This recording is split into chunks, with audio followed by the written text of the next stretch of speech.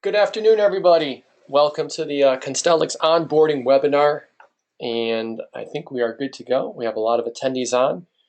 During the webinar, if you have any questions, feel free to ask them in the GoToWebinar client.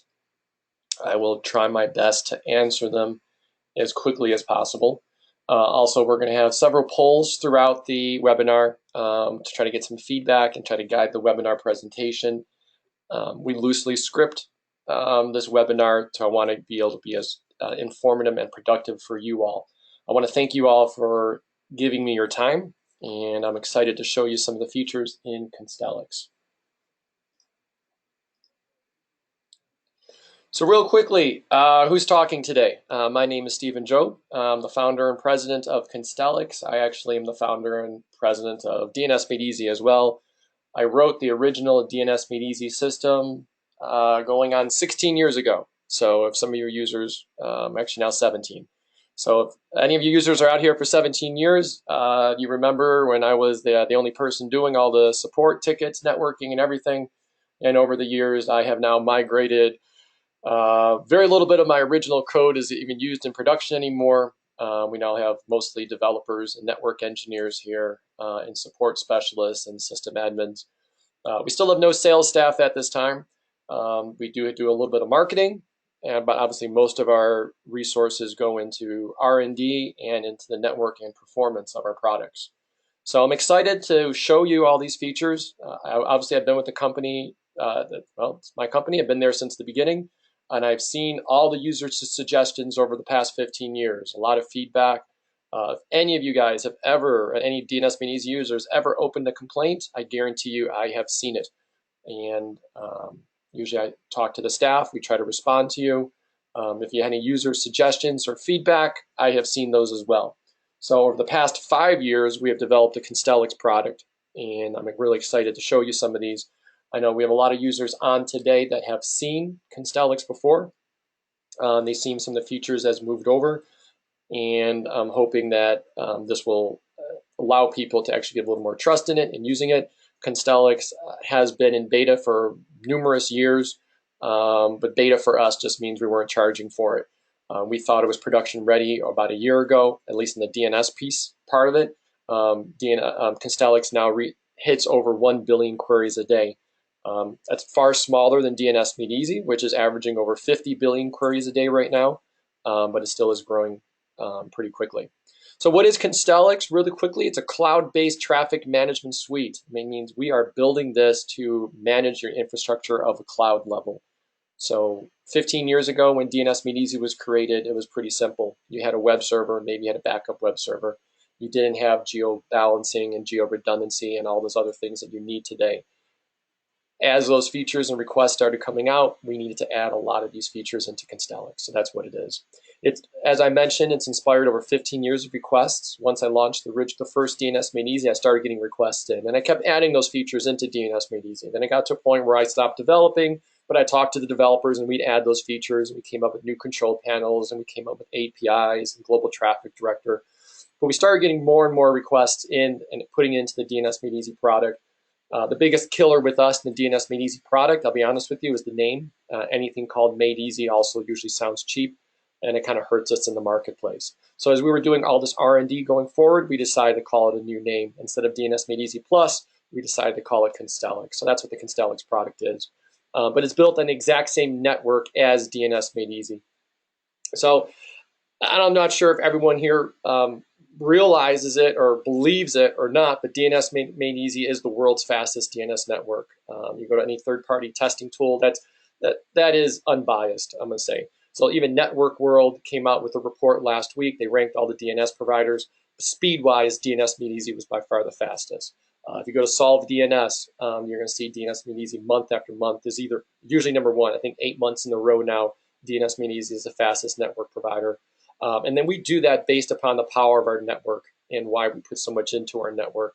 That is kind of our core strength in the DNS business, is understanding uptime and performance are the two main things when you're a DNS provider. So Constellix is using the exact same network as DNS Made Easy. You're going to get the exact same performance. You're going to get the exact same uptime. The only thing different with Constellix is we use actually proprietary name servers now. And we did that because we want to offer a more granular GeoDNS service. And I'm going to explain to you some of those GeoDNS features going forward a little bit. So you can see how really accurate you can make your queries, how you can block traffic, and how you can define certain areas of the region and give them certain responses that you want to provide for your users. And we really want to establish ourselves as an ITO service leader, internet traffic optimization. That's something we're really pushing for. And we believe Constellix has a lot of those products and features and things we're working on in the future as well.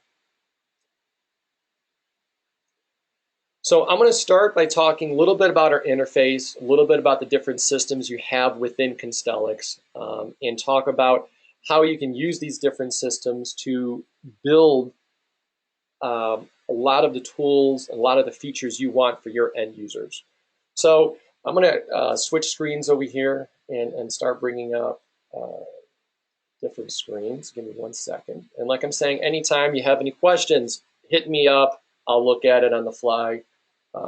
Just so you know, I'm an engineer by trade. I'm a computer science engineer, and I'm also doing the webinars for you, so I do have a pretty good understanding. All these interfaces that you're looking at, I help design or incorporate a lot of the business functionality. So even if you got any feedback, if you're like, hey, Steve, this sucks, I want to hear that as well. Feel free to let me know. Nothing really hurts my feelings anymore from offering services for 17 years. So let me switch screens over here. All right. So if you created an account with Constellix, you're going to realize that there's a lot of different interfaces, a lot of different things. And the first thing is we wanted to separate out billing. Billing doesn't need to be seen by a lot of people that do a lot of DNS pieces. Monitoring doesn't need to be done by this. Some people are just using us for monitoring. Some people are just using us for DNS. Some people are using us for both. And so we wanted to build a system where we can incorporate all those different business models. We didn't want to have one system that's a real big DNS piece with a heavy monitoring piece, because the people that just want monitoring have to weave their way through DNS. Likewise, we didn't want to have a monitoring application where you had tough time, finding stuff because a DNS piece, tough time finding stuff because the monitoring stuff is in your way. So we wanted to build a system so they worked cohesively together. They worked in real time. They worked fast for you. So when you first create an account in Constellix, you're going to realize you're going to the management interface. And if you have not done it yet, feel free to sign up, and you can create an account at any time.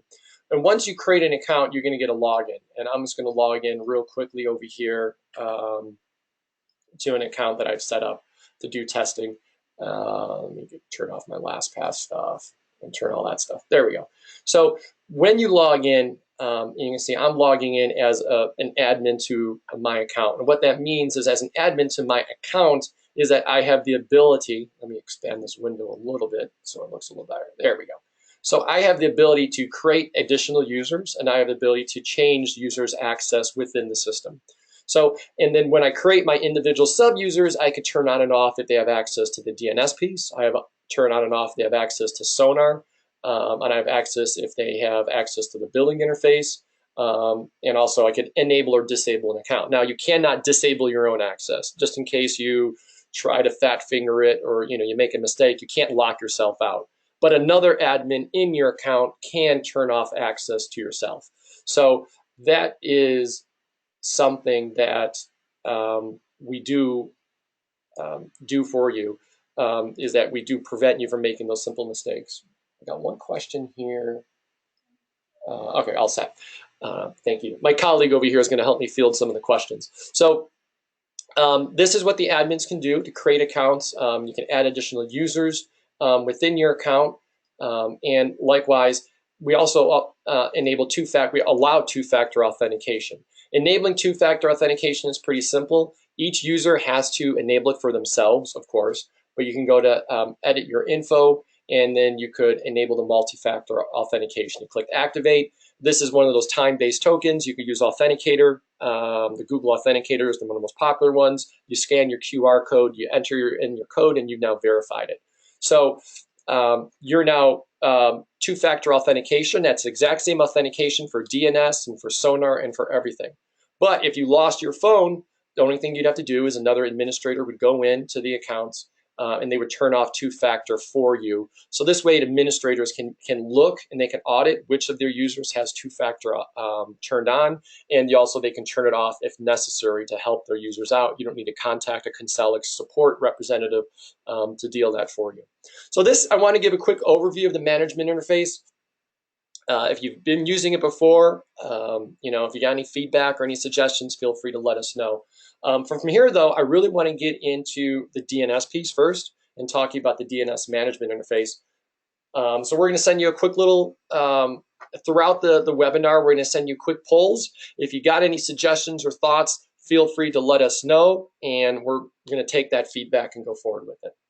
So the next thing I'm going to do now is bring up the DNS control panel. So just like everything else, you have multi-factor enabled. We have a CAPTCHA on the DNS piece, and this is, I call it my IQ test, which I tend to fail most of the times throughout the day. And I'm gonna try to click on all the mountains here, and I failed it already. Oh, mountain there, bingo. All right, I made it through. It fails if you don't do the right password as well. Now I got to do the IQ test again. Any squares with vehicles? Well, this one's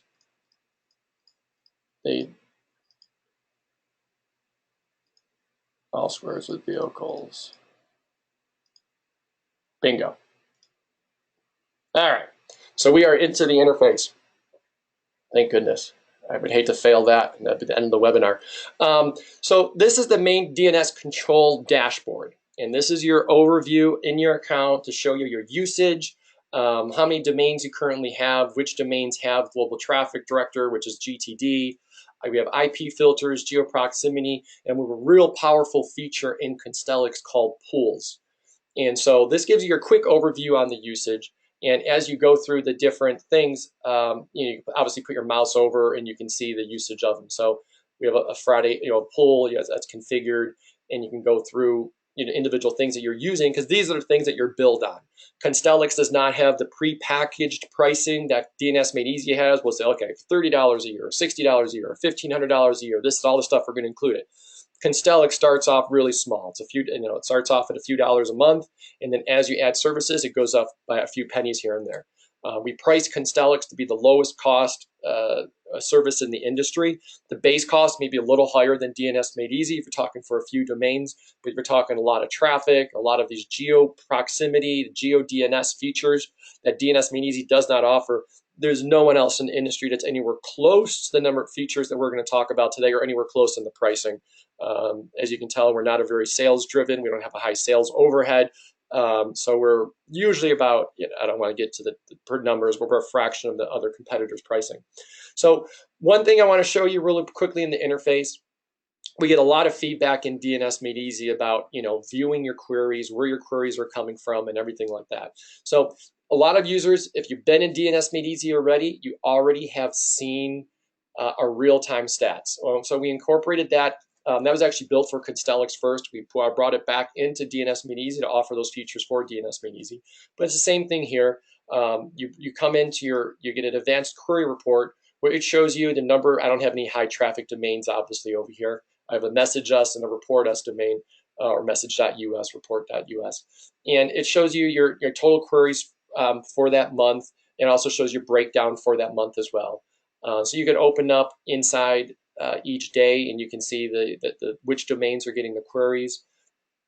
If you wanted to expand on anything in there, and you can see the actual query breakdown, you can say which queries are these. Are these standard queries? Are these geoproximity queries? Are they queries answered with IP filters? Because this is all the stuff, different things that you're charged on or billed upon at the end of the month. And so you could do all the individual breakdown. Also here you can see a top level breakdown on the different domains. You go in each individual day, or vice versa. You go to domains, you see the days. You go to day, you see the domains. You can get a little more details, obviously, every step in. And then, we do have a pie chart at the end. Everything in this domain is answered with the standard query. We have the IP filters or geoproximity. And just like DNS Made Easy, we do have the real-time statistics, where you can actually see your statistics coming from all of our different data pops that we have our name servers all over the world. So if you know any a background in DNS Made Easy. We have thousands and thousands of name servers out in the world answering queries authoritatively for your domain. So each one of these pops is just flooded with name servers. And the reason why we have that is to handle DDoS attacks and to handle capacity growth and everything like that. So generally, DNS Made Easy runs at a less than 0.5% utilization. And if you've been part of our webinar talks before, it's right around the 60 to 70% utilization mark. That's where we start sending extra traffic to DDoS scrubbing services and stuff like that, and how we handle and how we're able to keep the highest uptime in the industry. I'm not going to get into that today. I've had those talks before. If you're ever interested in talking about that with me, reach out to me, and I'll be more than happy to talk to you about it. So with the real-time stats, just like in DNS Made Easy, I would just want to show you, you can actually drill down to actually see which actual queries are getting the traffic that you want. You can see, okay, right here, I only have 2 records. I'm getting queries for NX domains, or records that don't exist. I got individual records over here getting a very few queries as well. I got the root record that's going to get queries. And different queries I put out there. So as we actually run through this demo, we're probably going to see a few queries popping up, because we're actually going to be running a little bit of traffic. But this domain's obviously not very heavily used. If you look at a domain that does get a lot of traffic, you're going to see a much more even graph and put out through it. So that's the real-time stats.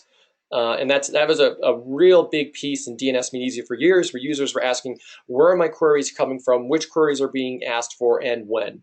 And so if you've been part of the last webinar, you can see I showed you real quickly on real-time logging.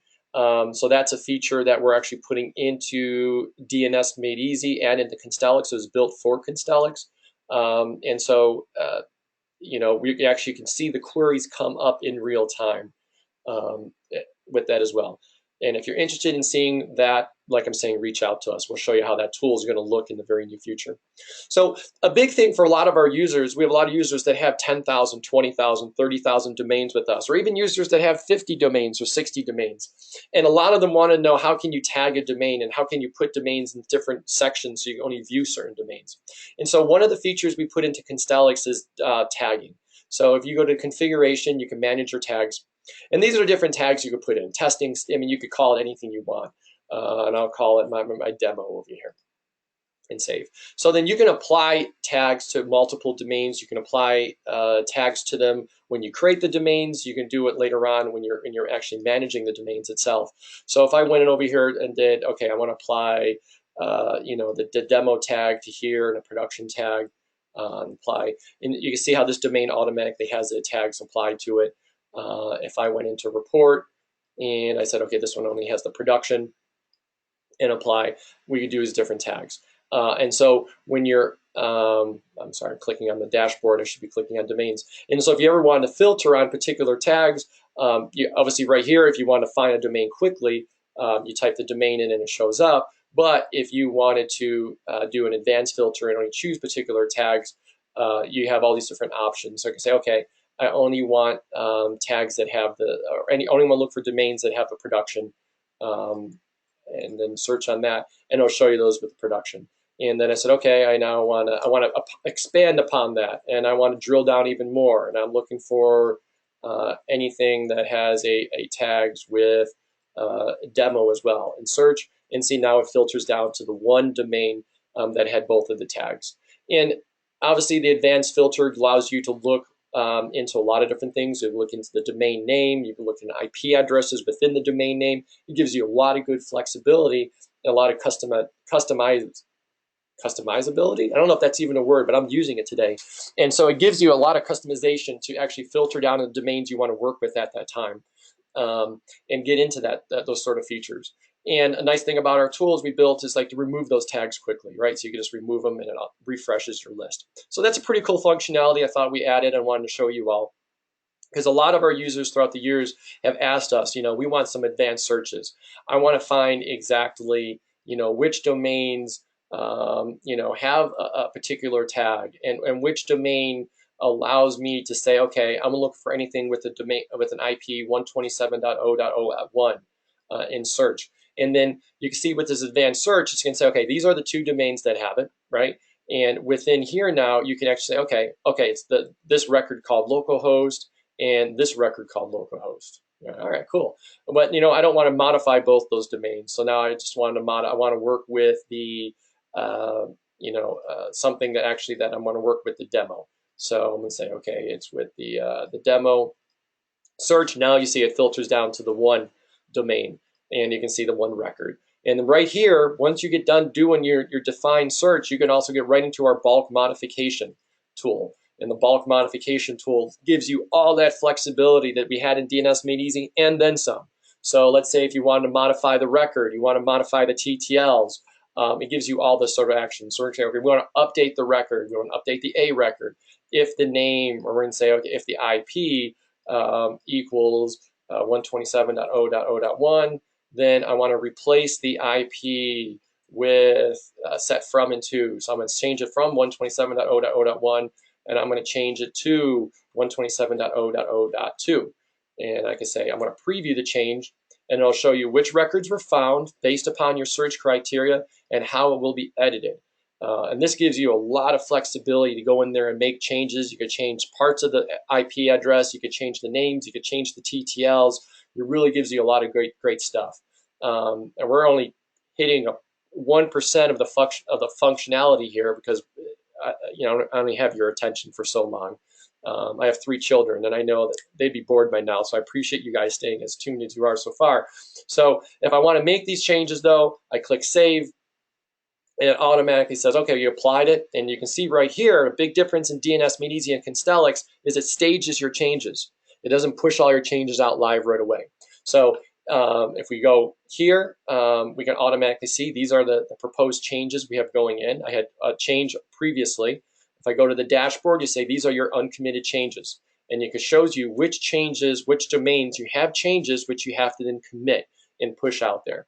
So if I do the view all here, you can say that both of these domains have changes, and I can look at one individually, or I can look at them. I can look at them all, and I can say, okay, let me review the changes, and it shows me what changes I have proposed. So in this domain previously, I had a change. I was adding a record called Steve, slightly narcissistic, and named it after myself, and I was giving it an IP address of 1.2.3.4. And over here, you can say what our record edited was 127.0.0.1, and we're going to change to 127.0.0.2. So that just shows you how you can review your changes. I want to actually show you something real quickly, though. I want to go into the domain and show you what it looks like when you have proposed changes. And this is really important because if you're a multi-staff or a multi-user account, you're going to have multiple people making changes. You can see as I go in here, there's a proposed change. I could click here and undo that change, but any other users that are coming in for your account are going to see these changes sit there and showing how they're currently being provisioned and how they're being set up. So if I want to add another record, I could say hello world, and all the programmers out there, you've seen that 1,000 times. I'm going to give it an IP address, and so now you can click here to review the changes. You can see for this one, now I have the proposed change of I'm adding this record and I am editing this record. And this just gives you, a little extra details about it. You can roll back the changes. You can go back to editing. We're going to commit this change. I'm going to put a quick little note over here, and I'm going to say changes made for onboarding webinar. And only if I can type some days. And save. There you go. So all the changes are now committed, and just like DNS Made Easy, those changes are out. They hit all 1,000 of our name servers all over the world immediately. The next time any resolving name server hits one of our authoritative name servers, they're going to get that new update, right? And so that gives you the ability to stage all these changes. You could, and sometimes if you're deleting a C name and adding an A record, you don't want to have any downtime, you can do that now inside Constellix. And Constellix also allows you to stage your changes within the API as well. Where you can make an API call and say, I want this changed, I want 5 calls to be done at once, and then go forward with it. So that's a real popular request we had from users that DNS Made Easy didn't have. We put that into Constellix at the same time. So that's that. I want to show you real quickly Once you do make any of these changes, you have a full version and history to go back and look at your changes, look at your domain history at any time. So I said, okay, I want to now look at my current version with the version right before. I could compare to selected versions, and obviously it's a screen we just saw. If I want to go back to a previous version over here and say compare to selected version, obviously we have a lot more changes here. I had different records and IP filters on when I was playing with this domain in another demo. So it allows you to go back in time and view what versions you have of your domain. At this point, we're storing all the different versions for you. In the near future, probably the next month or so, we're going to show you the last 100, I believe, changes. We're trying to figure out how to do this, to do it accurately. And then what we're going to allow you to do is any older versions, we're going to automatically send off to you to whatever cloud storage you want us to, Amazon S3 or a Dropbox or something like that, where we can store everything stored in JSON documents. Real quickly, if you go into any of your domains, and if I was to go to advanced settings, and there is a, oh, I'm sorry, export records. If you click on export records, the big green button, Steve, if you click on that, it's going to give you the JSON document, and that's what we'd be uploading to your storage, which then you can then upload and then say compare with my current version and everything like that. And that just allows you to, you can store all the versions you want in there. We're going to store probably about the last 100 of them for you.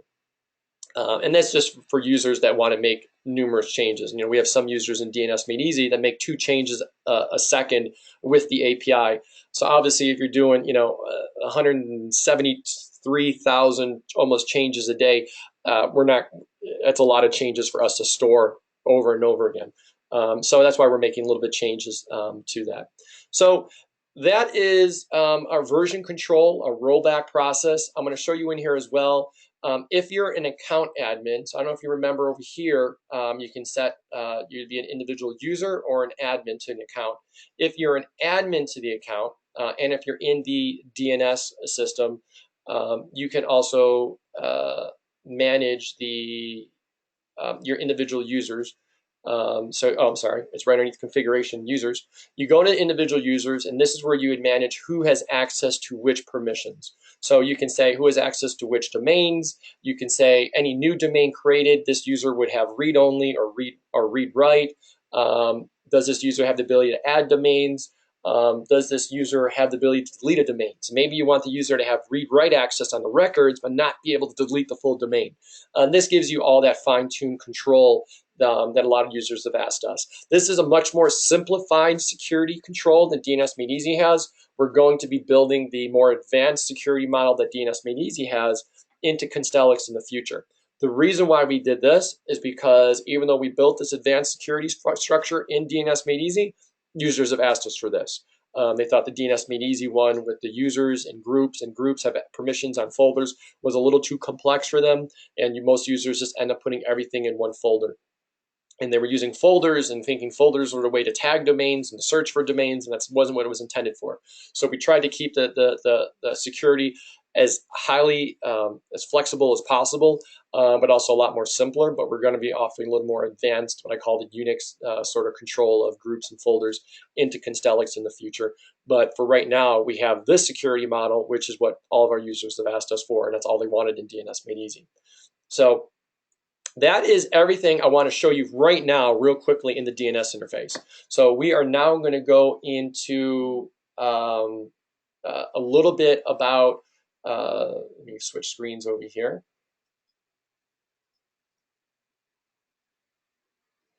I hope I'm not running out of time.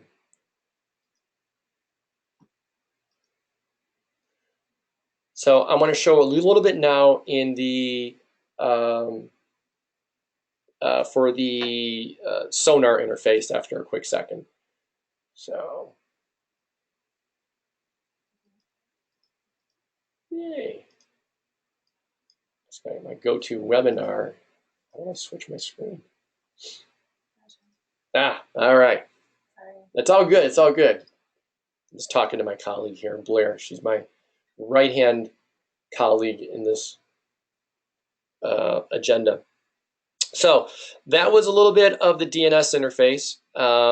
And I'm going to talk to you a little bit now, before we get into the monitoring and Sonar, I'm going to talk to you a little bit about GeoDNS, and talk to you about how you can use that to properly block users, to properly provision users, and move users in different regions. So we all know how, let me switch back to my other screen now. There we go. So we all know that, in DNS Made Easy and Constellix, hopefully everyone knows. If not, I'm going to do a 10-second demo over here, or 10-second explanation, how we have our network. So our network is not just, we give you 6 name servers. That's not just 6 name servers, right? You're on 1,000 name servers. And you're going to be saying, Steve, how is that possible? How can 6 name servers be 1,000? It's because we run an IP Anycast Plus network, right? So these big dots over here, these are where we have our name servers. And we have sometimes 50, sometimes we have 100 name servers there, ready to answer a query for you. And we do a really good job with making sure that traffic stays regional, right? So users in the Northeast, they're hitting our servers that are located at 60 Hudson, right? Users in the Midwest, they're hitting our 350 East Cermak at Equinix, and people down here, they're hitting 1950 North Stemmons in Dallas. We know the users in that region are attracted to those name servers. The reason why we know that is that, if you look at the third-party tools that we talk about, and you look at, Network World came out of a report and anything like that, DNS Made Easy is constantly the fastest. It's the fastest by a little bit here and there. We crush some people, but we're faster than most. And that's how we know that traffic stays regional, and that's what we focus on. And people say, well, why do you come up with this monitoring? We needed to build a monitoring tool to help us track our responses everywhere.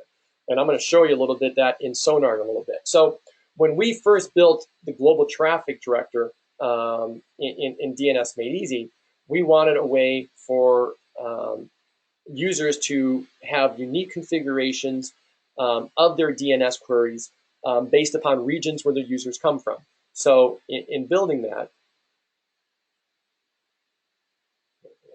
losing some here.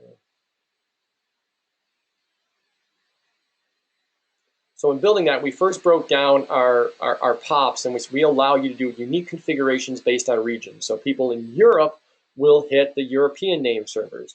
People in East Coast United States hit the East Coast name servers. West Coast United States hit the West Coast name servers. Oceania, and then of course Asia Pacific, you can hit those name servers. And that's what the global traffic director is in DNS Made Easy, and it's also what the global traffic director is inside of Constellix. Exact same thing, works the exact same way.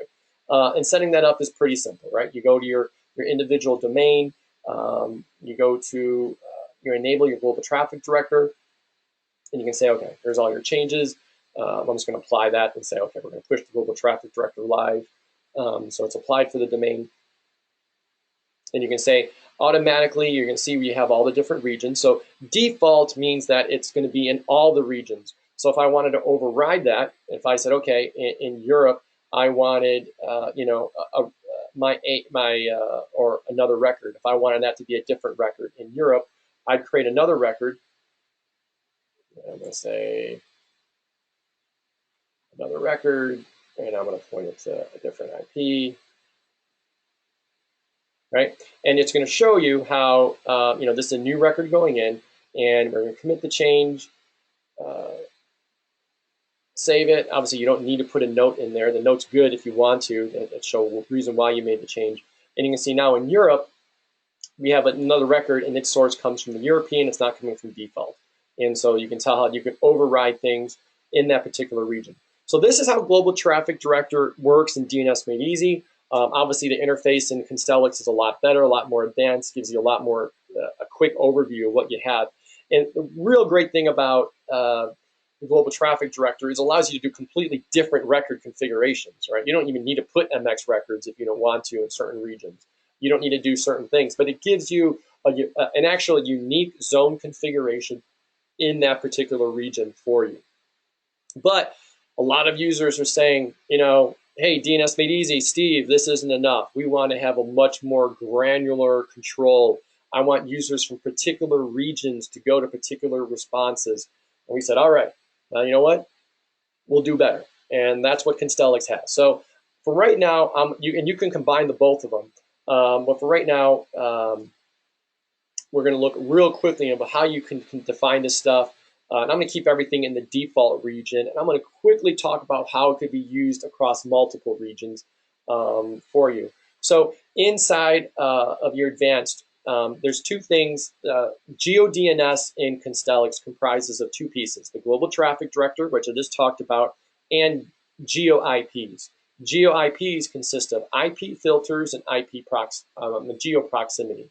In an IP filter, you actually define a filter, whatever you want to call it. So let's say I want to create a defined region for people in New York State, right? And so I will automatically do North America. I'm going to circle down here to the United States, and then I'm going to say, okay, everyone in New York, right? And bring it over. And let's say I've wanted to do New York / Jersey, right? So I can make the demo a little more exciting, right? And you can add those two particular regions, right? At the same time, I could just filter on ASN, right? If I know the network that the queries are coming from, I can say if it matches from this ASN, etc. You could also filter on IPv4 and IPv6 address, right? So the biggest question is, so we're allowing you to define specifically by the querying client. What do I mean by querying client? So that means that you have your web browser that makes the request, asks the resolving name server. The resolving name server then hits our authoritative name server. Usually the response is given from the IP address of the resolving name server, right? Which is hopefully close to the querying client. If the querying client supports eDNS client subnet, then you automatically have the ability to see what the client's IP address is. I think I have a couple. I might have a picture, which I'm gonna make a blog about this, and then I will show this to you in a blog about the querying clients and where the GeoDNS comes from. This is the same for many of the providers out there. So you can actually specify the matching IP. Now, Constellix supports eDNS client subnet. This means that if the resolving name server gives us the IP address of the original client, we'll make the response based on that. So that's a really important thing to do. So I created one filter for New York, New Jersey. I'm going to add another one now that I'm going to say, okay, the black hole. How do I stop users from hitting me from certain regions? And our biggest request, and I apologize, I'm doing this to anyone that's going to offend, but our biggest request for DNS Made Easy is how do I block people from China and how do I block people from North Korea?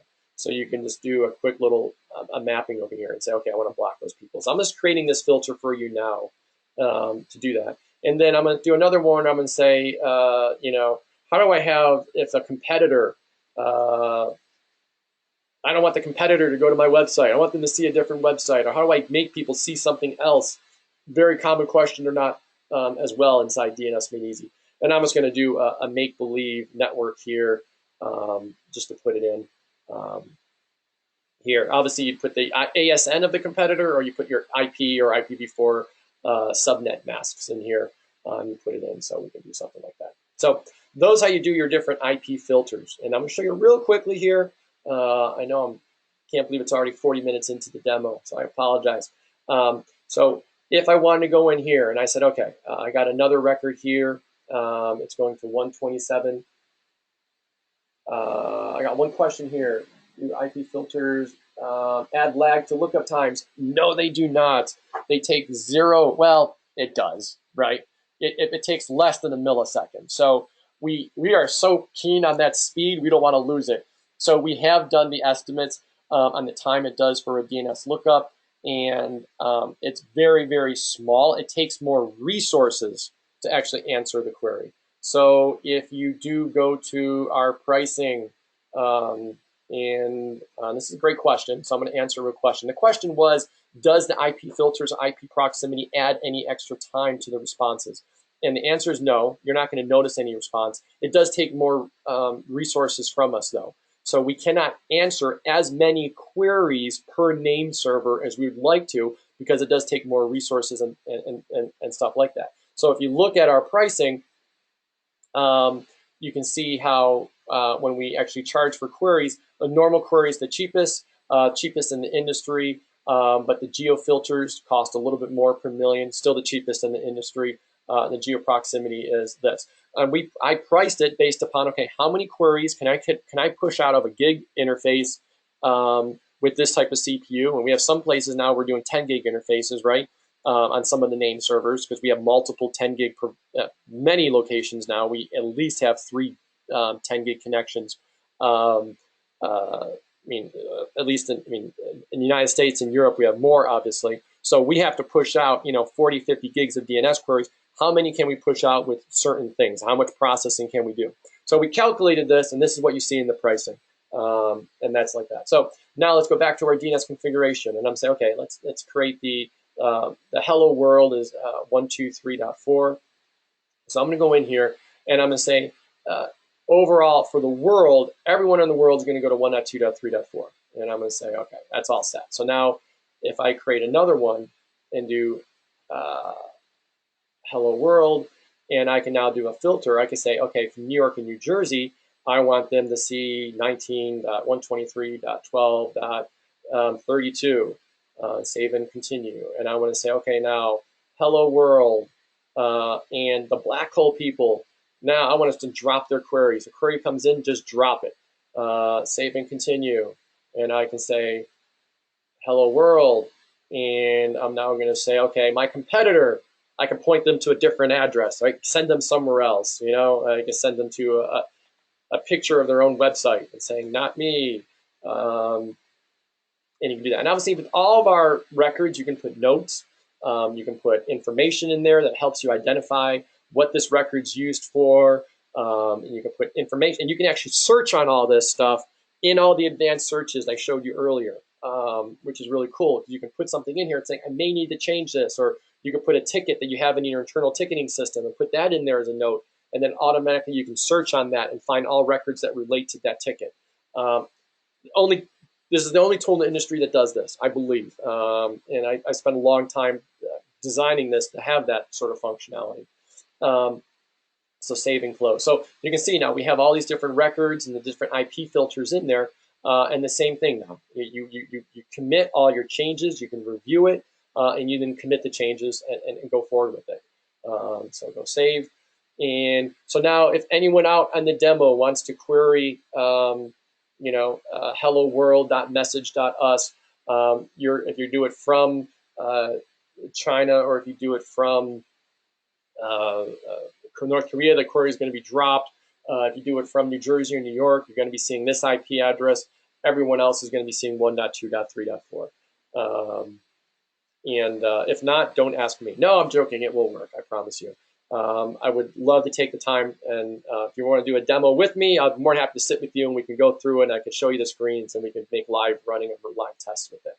And so that's how that works. The other piece of GeoIP, remember the GeoDNS consists of 2 pieces, the Global Traffic Director and the GeoIP. So we have IP filters, and the other one we have is GeoProximity. And GeoProximity allows you to add actual locations where your servers are located. We can call one in New York, and I'm originally from Buffalo, New York, so you can tell why I keep saying New York. And so United States, and then we have New York, and you can actually do individual cities within New York as well. Let's not do Armenia, that's nowhere near New York City. So we want to do in New York. So we're in New York, New York. Means longitude, latitude, and save. So with this actually allows you to do your sort of CDN. Now it's CDN based on geography. It's not CDN based on latency. That's more of the IDO services, the Internet Traffic Optimization services. Sometimes if you're in, let's say you're in DC and the closest facility is New York, it might actually be faster to send someone to Miami based upon network congestion. And those are the services that Sonar integrated with DNS is going to have in the next month or so. And I'm going to talk about IDO a little bit now, but we don't have time in this webinar. But this is more on geographic disbursement. So you can then go into the geography, and then let's go back to our record that we talked about really well and message us. And we can say, okay, the hello world. Let's actually make this a little bit larger. I can see all this. So I can say, okay, hello world, you know, and if you're closer to LA, I want you going to this IP address. I want you going to 123, 123, 123, 123. Save and close. And now I should have said save that, but my fault. It looks like it's my first day using this, but trust me, people, I've been on this before. And if I want to do New York, I want to do 99, 99, 99, 99. Let's just do 199. I know, I got hit Sonar up. All right, so I'm told I have to rush. So now what we pretty much did here, we set up a record configuration, right? And we said, and this is how IP filters first. First, it matches on your IP networks, okay? So first, if it's an IPv4 network, IP4, IPv6 network. So if this query was to come into one of our name servers, right? It's first going to say, okay, if it matches a particular network, which is our competitor IP filter. Then it goes onto the region, right? So the region would be the New York, New Jersey. That's where we did regions, right? Actually, next it does ASN, but I didn't do an ASN filter, right? I did an IPv4 filter. Next would be ASN. Then it goes into the region, New York, New Jersey. Next, it matches on the proximity, right? And so because the proximity would be the next thing. So if you're in New York or New Jersey, you go here. If you're in one of the competitors, you're going to go here first, right? And if you're black hole, if you're in China or North Korea, you're going to be no answered. Other than that, if you're closer to New York, I want you going to the 199 address. If you're closer to Los Angeles, I want you going to this address, right? And that's it. That gives you all that granular level of flexibility you want. Now, here's the real powerful part you have in Constellix.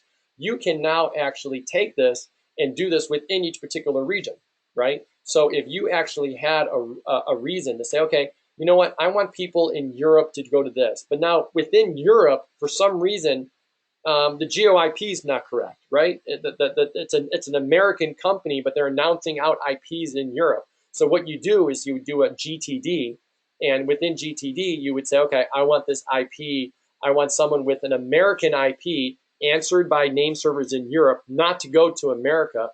I want them to go to my Frankfurt data facility, right?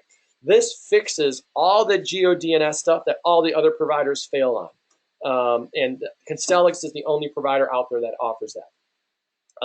And so that is our sort of our GeoDNS features.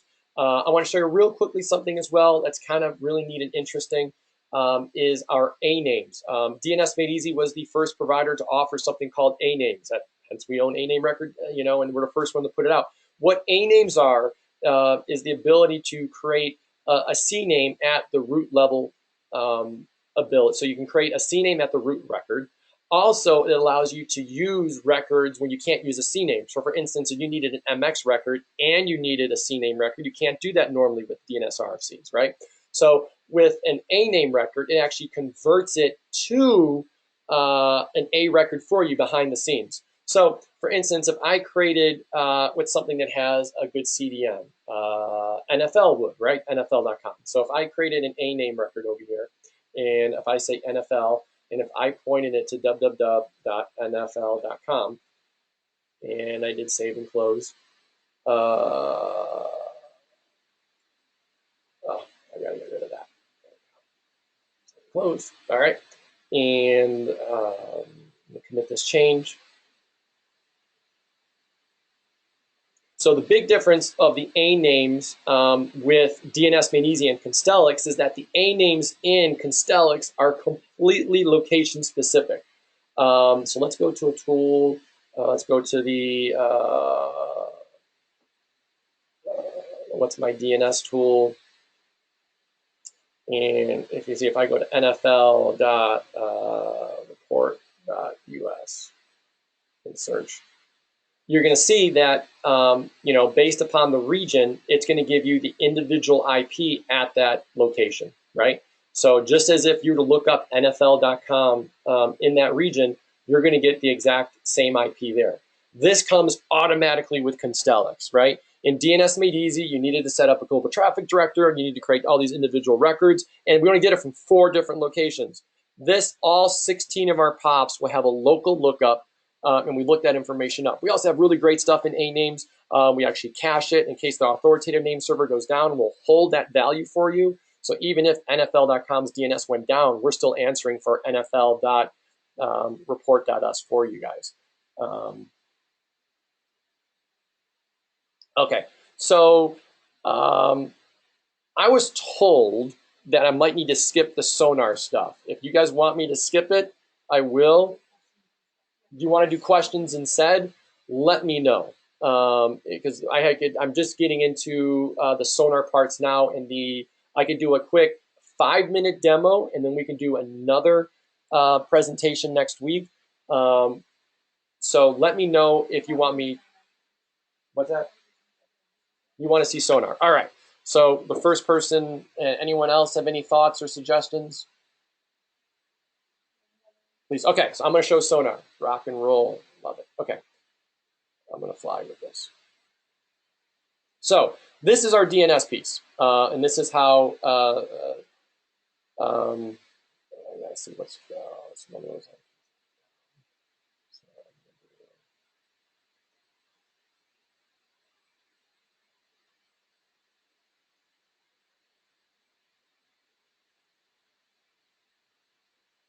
I'm going to set up my screens here to fly with the Sonar demonstration.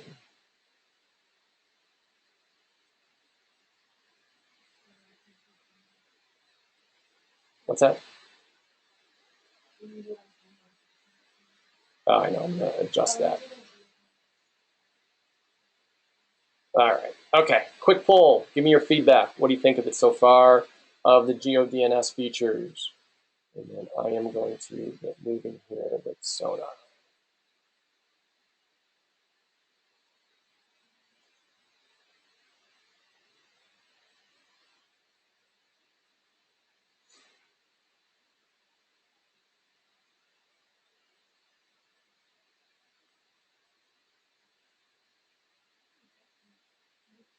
All right, 80% like it, 20% you still need more. For the 20% that still need more GeoDNS flexibility, I probably didn't tell you everything. Let us know what you need, and I will tell you if you have it or if we're working on it. Because we are doing things as cool as, for instance, within Sonar, you're monitoring people, you're monitoring different clouds, and you're showing content to your users, right? If a user is on a Verizon cell phone, you're going to direct them to this cloud provider. If they're on the Verizon Fios, you're going to direct them to this cloud provider. Only in the East Coast, right? On the West Coast, you can have a different cloud provider. If you're on a T-Mobile cell phone, you want to use this cell phone provider. If you're on Comcast home service, you use this cloud provider. IDO is to that level of optimization now that you cannot find anywhere else. So if you think we're missing something, let me know what we're missing. Either I didn't mention it to you or we're working on it. This is the Sonar dashboard. So you can see in Sonar, this is our monitoring application. So I have different checks here. I'm monitoring from different regions. Obviously, you can add a check. It's very simple. You enter your check name, your host name, the different port you want to monitor. Obviously, we have predefined ones. You can put any port you want. You can choose if you want to do it over IPv4 or IPv6. If it is IPv6 and if you put an IPv4 address in here, obviously it's going to give you. You can't see my screen. That's all good. It's all good. It's all good. There we go. You guys seeing my screen now? Okay. So,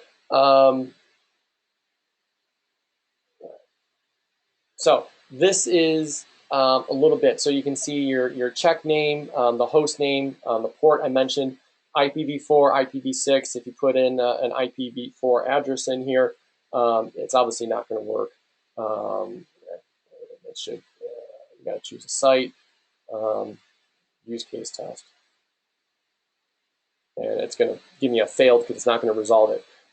So what you want to do is you want to make sure that you put in the correct information. If you want to put a host name in here, and if you do IPv6, you want to make sure it actually does resolve to IPv6, a quad A record at the same time. So, but these are your basic checks. You can choose all the different monitoring locations that we have. We have another about 30 or 40 more locations that are coming online. We're going to have individual provider. You can say, okay, I just want to monitor from NTT in this city, or just Tata in this city, or just Telia in this city. We're going to allow that as well to start adding those in. So we're on there 30 or 40 coming online in the next couple of weeks. But you choose which locations you want to monitor from, and you choose what frequency. You can say every 30 seconds, 1 minute, 5 minutes. You can do half hour, half day, or 1 day. At the same point, you can choose how often you want to monitor. Do you want to monitor all these sites at once, or do you want to do once per site, right? And there's that. And the one feature we're adding in very soon is going to allow you to say, right now, when anything's down, we confirm it's down from another facility, another site at that same region. So if it's down in New York, we're going to check from the next closest POP we have in New York. What we're going to allow you to do is say, I want multiple confirmed down from the sites that I specify. So it gives you that functionality as well. So I'm not going to add too many more checks. You can see right here I have 3 different, these are just droplets I created in DigitalOcean earlier. And you can see in here, you can see the response time right now, monitoring from locations in North America, Central, and also Europe. And if I go back, and if I go into configuration, you can see I got Europe and North America Central. Nothing else is chosen. So I've got Dallas and Texas over here. And so if I go into, the response times for it, I can do the location status per region. And it really allows me to specify, where exactly I'm monitoring from and the response times in each. So obviously this DigitalOcean droplet is in Dallas, so it's a little fast. I mean, it's in Chicago, so you can see a faster response time in Chicago than from Dallas. You can always get your raw data, where it's going to show you if it is down or if it is up, what the current response times were. You can search for anything that was down. It's a really responsive reporting tool. We also provide you, right now we're providing every trace route information. Sometimes the trace routes time out, where you can see the trace route information. And this is when, if it was down, you're not going to get any trace route, obviously. But we will give you the trace route up to the point that we can. And so if you have been using Sonar, what you do is you get an email that, hey, something's down, and this is the current trace route now, and this is the last trace route we have at this location when it was up. And the reason why that's good, because you can start identifying, is it a network problem? Is it an individual system problem? Where's the problem? Am I now trace routing somewhere else? Hey, my response times are a lot slower.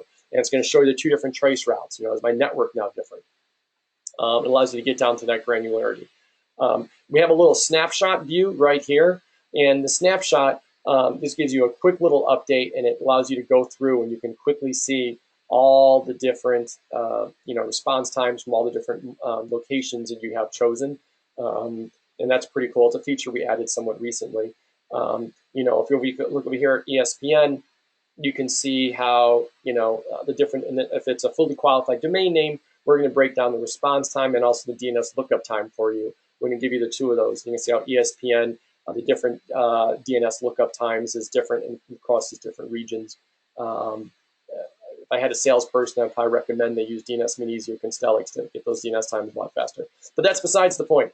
But it gives you all that sort of flexibility and to quickly see the up and downs and how everything's responding for you right at your fingertips.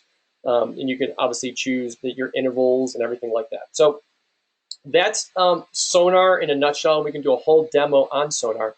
I'm going to show you real quickly on the integration of the 2. I think that's a really important thing. So if you go in here in my report.us, you're going to see how you can create your individual records. So I have a record in here, and I'm going to add one real quickly.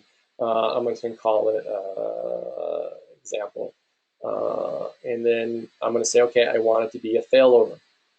And in the failover, I'm going to put, let me go into Sonar and get these IPs.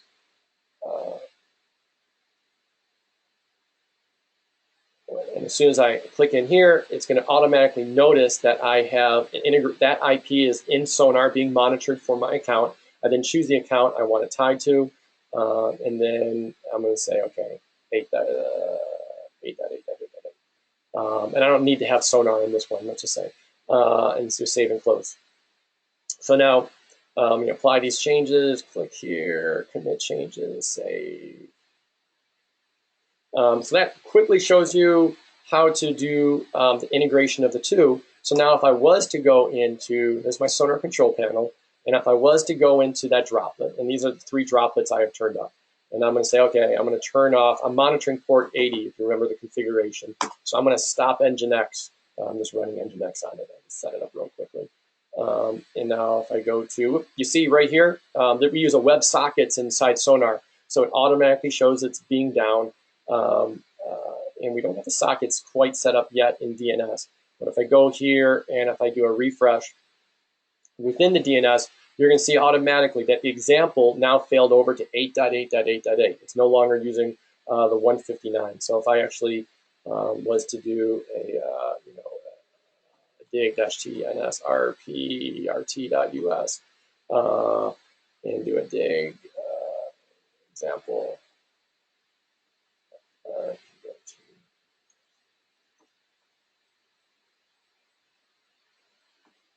See, it's 8.8.8.8. And now if I go back into my droplet, and if I start back up Nginx and say, boom, Nginx start up for me, and bingo, Constellix, I'm monitoring every 30 seconds, right? So it's checking pretty darn fast. So it automatically knows it's up. I go into my DNS control panel. It's probably going to take too long. It's just easier just to query the, I'm in the wrong query. If you query the name server, I queried Constellix, and you can see the IP now changed. It changed faster than me doing the demo. And you can see how the IP now switched back. And this tells you what IP, if you can see my finger, I'm pointing at my screen right now. It's amazing that I do this in a webinar. But you can see where the little asterisk is next to the 159 address. So that's the primary IP. And you can see if that's down, it's going to go to the secondary IP. And that's basic failover. So in this one, in this record called FO, that stands for failover. That's my acronym. You can see I set up failover for all 3 of those records, right? So if I go into this droplet, and if I stop Nginx, and then if I stop Nginx here as well, if I go into Sonar, we're going to see stuff stop. There it is. The second one's down. Whoop, the first one's down, down, down. And now if I go back into DNS,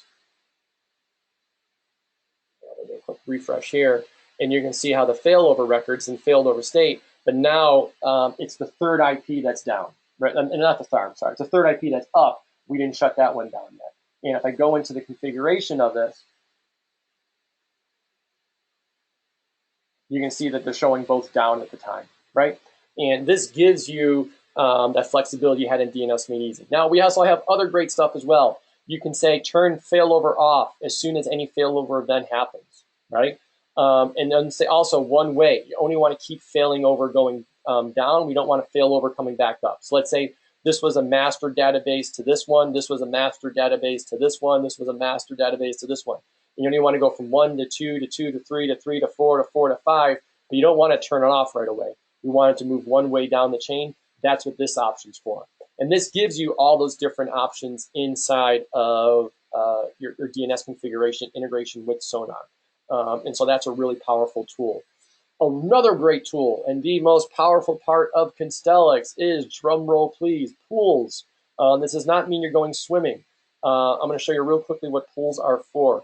Pools give you tons of ability to create custom configurations for anything that starts breaking RFCs. So let's go in here, and we're going to call this our demo pool. I'm going to call it our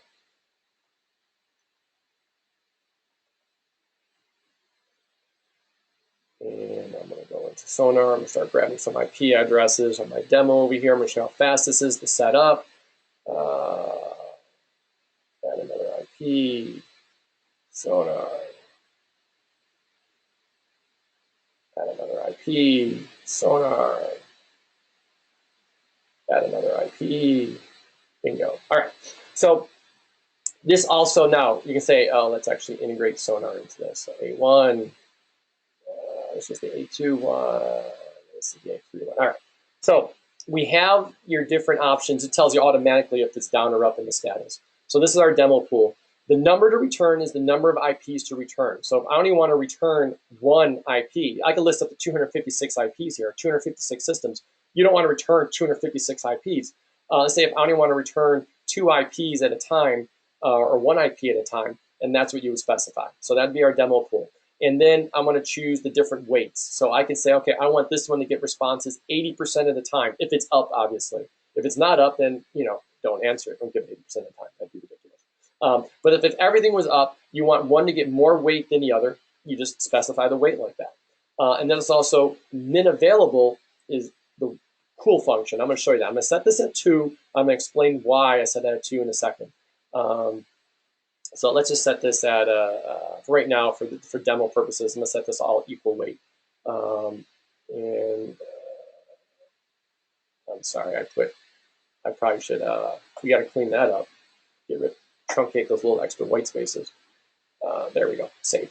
All right, so I created my pool, and I'm going to actually create another pool real quickly, and you'll see why I did this pool in a second. So I'm going to say second pool, and I'm going to say 8.8.8.8, and 8.8.4.4, and 10.10.10.1.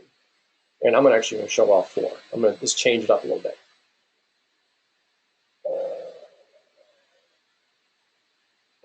Yeah, of course. There must be more than the number. If I'm going to do 4, I got to show 4. Sorry, guys. I actually have used this before, I promise. All right. So I have a second pool. So now in my domains, we are going to call this new one called pool, and I'm going to choose pools. And now I'm going to say, okay, I got my Friday demo pool, right? And save and close. So let me go back to my droplets. Let's turn everything back up. Start.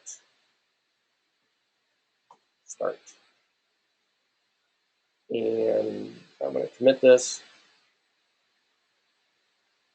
Change it.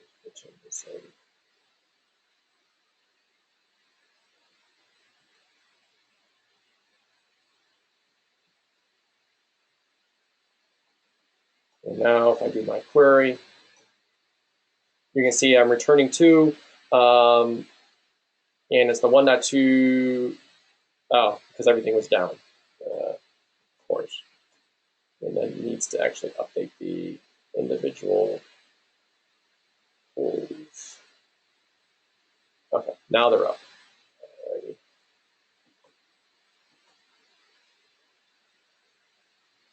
Should have turned everything back up first.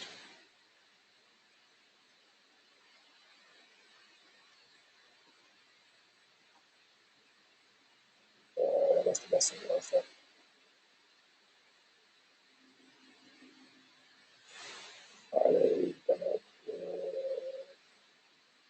Which one did I mess up?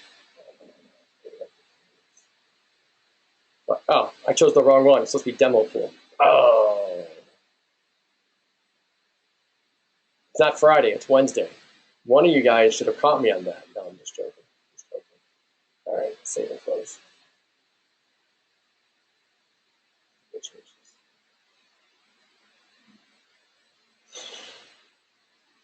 Run.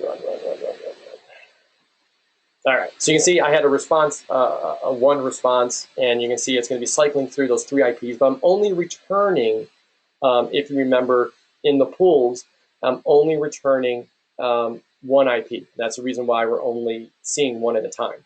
But let's say now I did the min available as 2. So I had all these systems rotated. I said I want at least 2 systems up. If the 2 systems are not up, I don't think this pool is valid anymore. I want the whole site to fail over. And that's what we allow you to do. So you go in your domains, and you go to your report, and you go into your pools, and then you can say add another pool. And then over here, I'm going to do my second pool, right? And save and close. And I'm going to apply this and commit changes and save.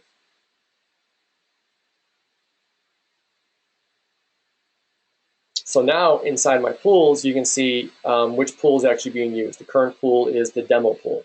So if I go in here now, and if I start turning off my droplets again, stop, and stop. Did I exit? I don't know what I did. Stop.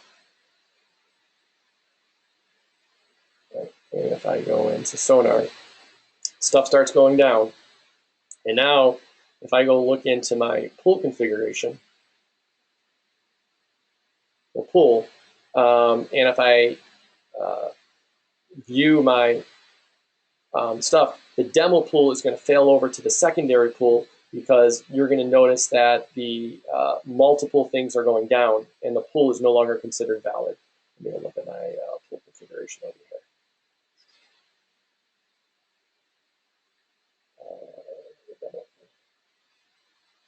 Right. So yeah. Okay, I'm sorry. I'm running out of time. I'm being rushed. So what we're going to do over here, the two pools, the two IPs are going to fail over. That pool is going to be considered down, and then it fails over to the secondary pool, which would then pick up and go for the rest of the responses and going forward.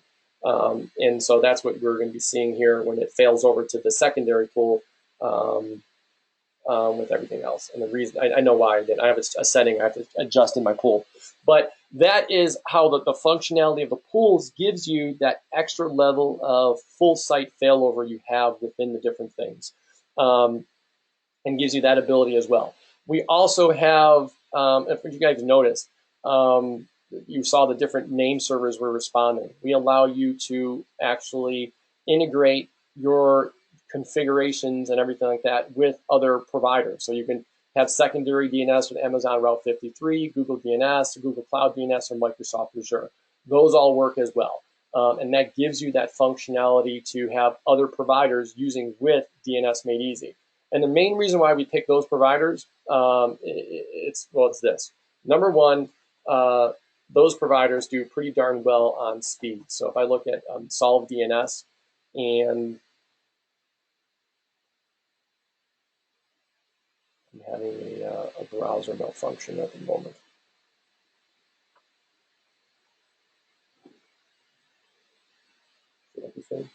There it is. All right.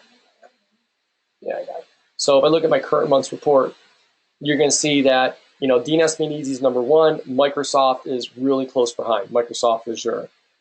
It's even well above the more expensive, overpriced DNS networks you see underneath it.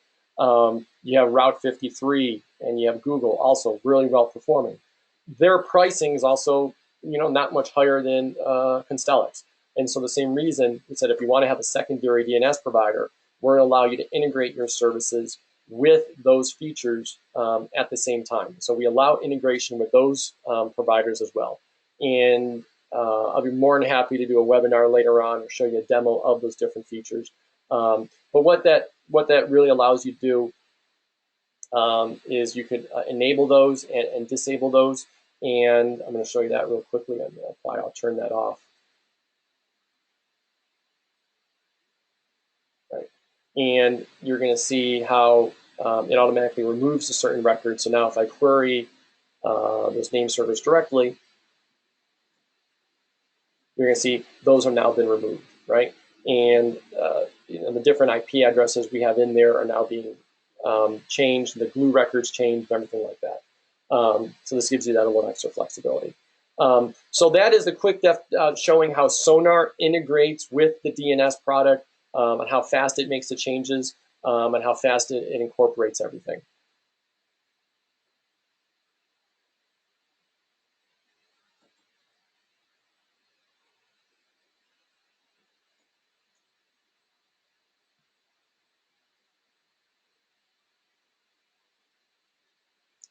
All right, we have a finished thing on Sonar, I know I'm way out of time, and so I'm just rushing through this at this point. So I am moving forward here at the same time.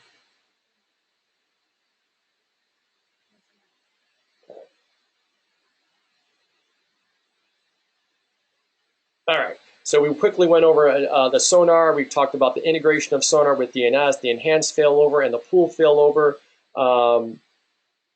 Went live with that. And lastly, and I know I'm already 16 minutes past my quota, if you have any questions, let us know. Feel free to reach out to me on LinkedIn, connect to me, send me a message.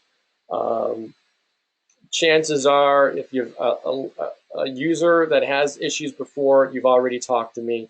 You know, this is kind of my life. So feel free to let me know what you think. Let me know your thoughts.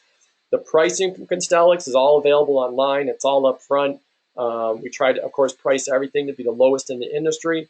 And not just because we want to be the lowest in the industry, because we actually believe if you develop good quality products, the services sell themselves. We're not staffed with sales teams or people working on commissions or people trying to give you dishonest advice. If there's a problem or a function with or an issue with it, we have to fix those issues quickly because support costs money. And the biggest reason why we're able to support 30,000 different companies and over 900,000 domains in DNS Made Easy. And when we do that, the staff that we have is because we very seldom do have large issues. So feel free to reach out to us if you do have any questions or any problems. We are here to answer those questions for you. So let me do a quick little rundown over here, see if I have any questions. We're good. We have no questions. So everybody, I want to thank you all very much for your time. Once again, my name is Stephen Job. Feel free to reach out to me, connect with me, send me any questions you have. If you have any comments or any thoughts on, hey, I'm using DNS Made Easy, what will it cost me to go into Constellix? Let us know. The pricing's pretty simple, but if you got little concerns, let us know. If you start using Constellix and if you're not happy with it, we're fine. We can move you back to DNS Made Easy. If you're on DNS Made Easy in the middle of your year, and you're like, hey, I got an extra $20 left, an extra $30 left, or $100 left of services, we will move that over to Constellix for you. It's the same company. It doesn't really matter. So whatever services, we can just give you a credit into that appropriate account, and then vice versa, we can move it back and forth. So we're here to help you with that at the same time.